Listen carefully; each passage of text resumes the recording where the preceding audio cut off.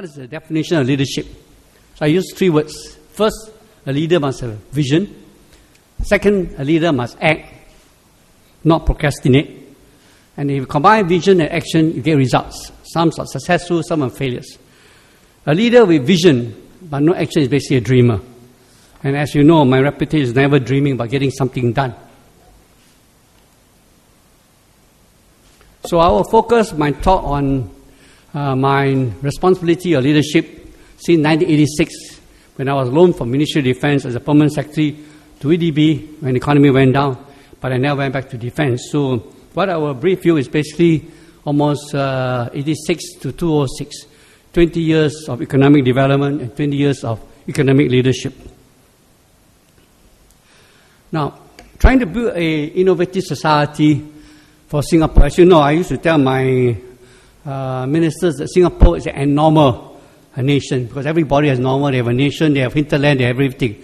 Singapore has no economic reason to exist, actually.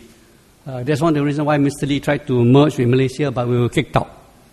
The rest is history. We have built Singapore. We have got, by the way, I don't gamble, so I'm not in a marina. But basically, we have built a nation from 1965.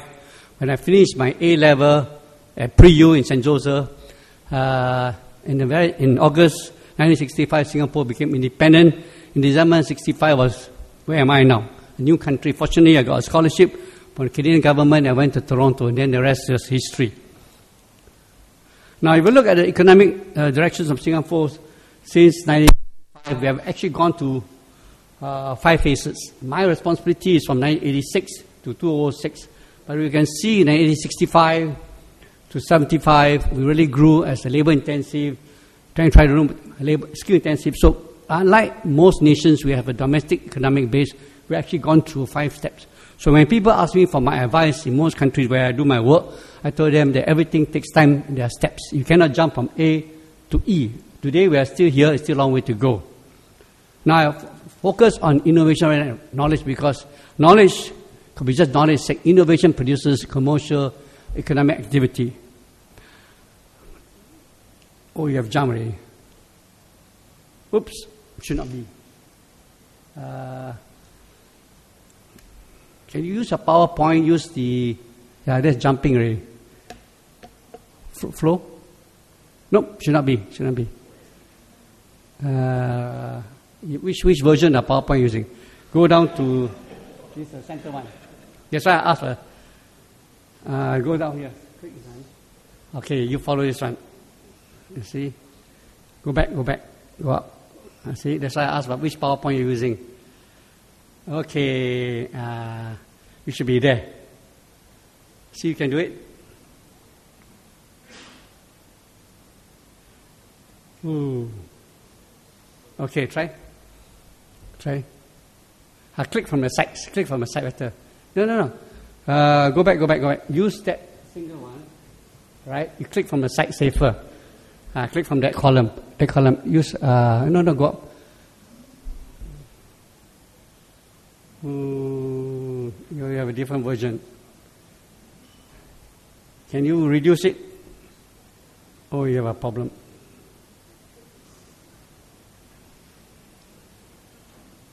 Okay. I will cover the 4 phases of economic development because in my tenureship at EDB, every 5 years I look for a new industry cluster to pursue and develop. From 1986, when I joined EDB, the disk drive industry was just starting. And the first disk drive that I had in my hand was a 10 megabit. Because 10 megabit is very small. 5¼ inch, a monster. You drop your toes, you have no more toes left. So 1986 we built.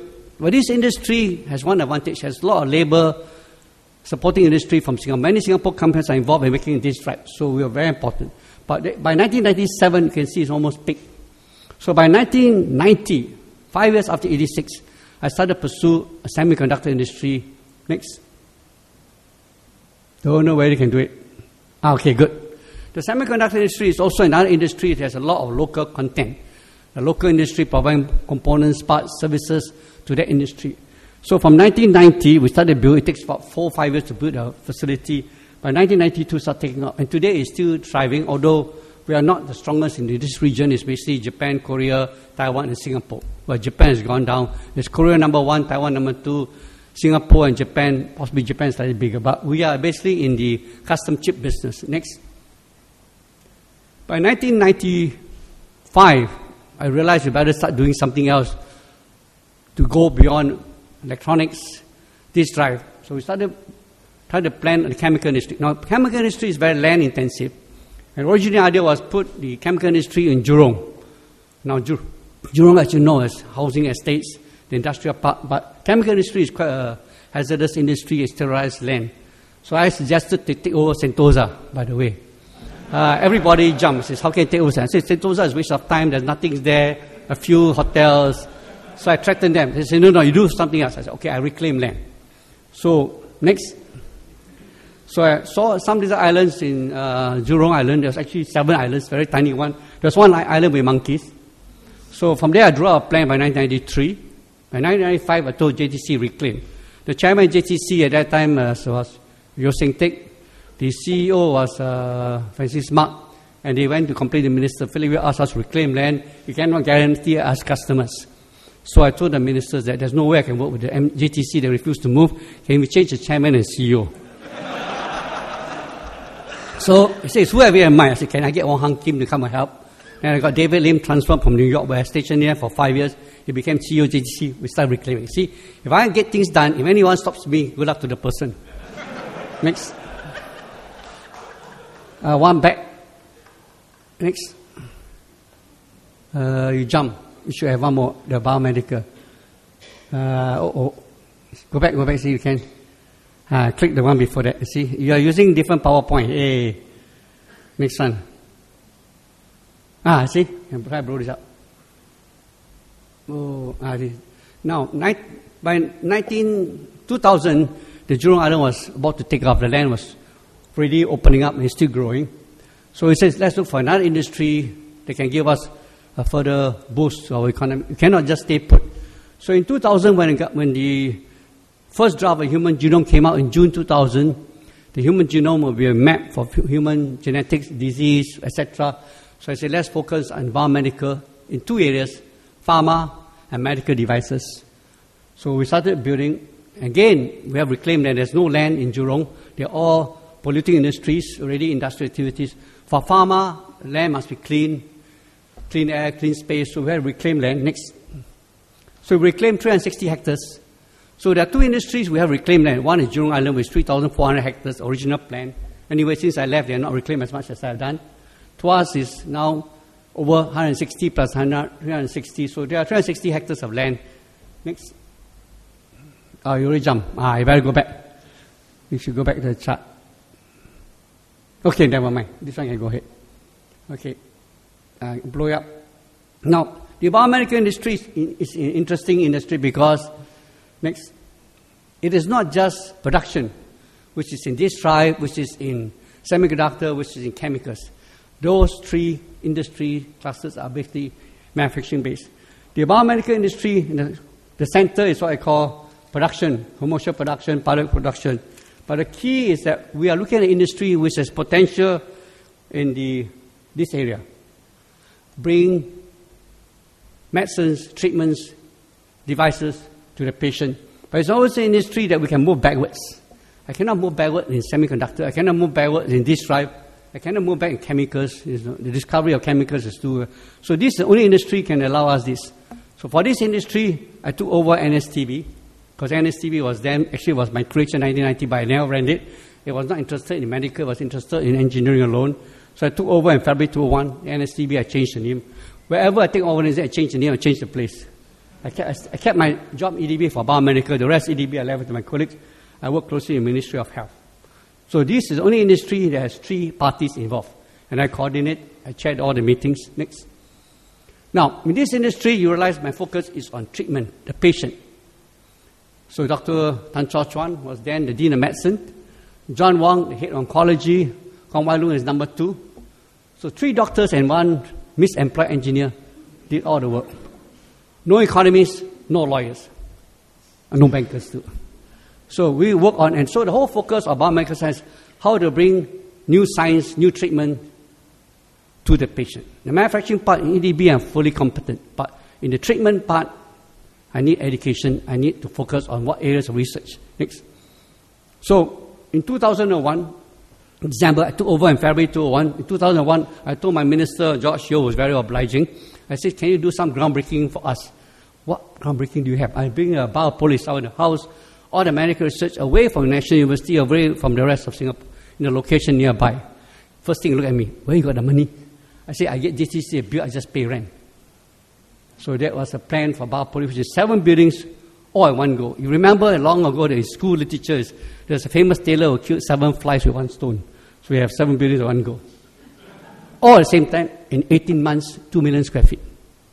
Remember that, 18 months, 2 million square feet. Basement 1, 2, and 3, basement 1 for 150,000 miles. Up. Next. Today they are there. There are over 2,000 scientists there. It's still growing. Next. The whole biopolis today is down 11 buildings, 9 buildings here, 12, 11, 10, 11 is here, and 12 is here, a room for a hospital. And there's also 400 units of apartments for scientists who wants to work nearby. Actually, anybody can buy property. It was built by UOL, but made a lot of money. First day it was $800, by the last day it was $11.50 per square foot in 1 week. Sold by third day. Next. Now, so from 2000, which was the only institute we had was here. So in 2000, in June 2000, I went to the National Cancer Institute, which is in Bethesda, United States. Annual budget of NCI is $9 billion. Richard Klossner was the director, I knew him. Ed Liu was the number 2. And John Wong was traveling with me as my companion. So I says, we are having this idea to build a Singapore Genome Project. We want to look at genomics of disease, not science. See, you must remember, I do not pursue science for science's sake. I'm not a scientist, I'm an engineer. I like to make things. I like to create things that have economic value. So I came up with the idea of recruiting either Richard Klossner or Edison Liu is number 2 to be my head of Singapore Genome Project. So in 2000, December, I sent an email to Ed Liu, come to Singapore. In March, he came. His condition was, I want my own building. Can you do that? I said, no problem. I'm building biopolis. I have no customers. I have no projects. 7 buildings, I built first. I do supply economics. Today, all these buildings are there. When I drew the 7 building, I'm great critical of scenario playing. I don't play scenario, I just build. I worry about the rest, and I fill up as we went along. So all these things are in biopolis today. Next. So now, post-2006, every 5 years we move. So 2001, 2006 was focused on basic science. 2007 to 2010, which is now, which I passed my successor, is focus on clinical, bring research to the patient, focus on science to clinical treatment. So the whole focus is here. The rest, now these are the institutes, these are the industry that work for biomedical, these are cancer drugs, medical devices, drugs, and hospitals. Next. Now, this is an industry that requires coordination of research in A-STAR, university, hospitals, and the industry. So industry is under ADB, research related is university is under NUS, MOE, and this is under MTI, and this is MOH. You require coordination of 3 different groups of people. Ministry of Trade Industry, Ministry of Health, Ministry of MTI, to do all these 3. This is the only industry that EDB has to coordinate. Next. Now, for physical sciences, what I did, when I took over in February 2001, there were 13 institutes and centers. I collapsed into 6. And by the way, I have no increase in budget. I'm closing down, out of 13 institutes, I created 6. I closed down 7 with the money I funded biomedical. There was no special funding for biomedical. Lots of misnomer by the newspaper. I just squeezed the budget, rob Peter to pay Paul. And this is the physical science. And now, next. So for 2006, we say, what should the physical science go beyond? These are industries that are involved already. Next. These are the areas you're going to work with, and there's closer link to the biomedical. Next. And these institutes are already there. The only new one I set up was here. Actually, the moment I took over Spring in 2007, I moved the lab to A-STAR. Spring should not be a job of running lab. So I pass it to A-STAR. We focus on enterprise development entrepreneurship, and not running institutes. And these were the ones I set up. In fact, all consolidated. This was from 3 institutes and centers. This was 1, and this was also a merger of several. Next. This is Fisher-Police Phase 1, 1.2 million square feet. The subway run by August next year. So this, and there are 50 apartments up here too. so the scientists can stay here. There's an auditorium for 500 researchers, can also do performance arts. So it's a self-contained building, of which 200,000 square feet are for retail. Standalone auditorium, apartment, everything. Swimming pool on top. And if you like to do gym, it's the best gym in Singapore, the whole view of Singapore up there. Most of the time, people in the gym are ladies. Next.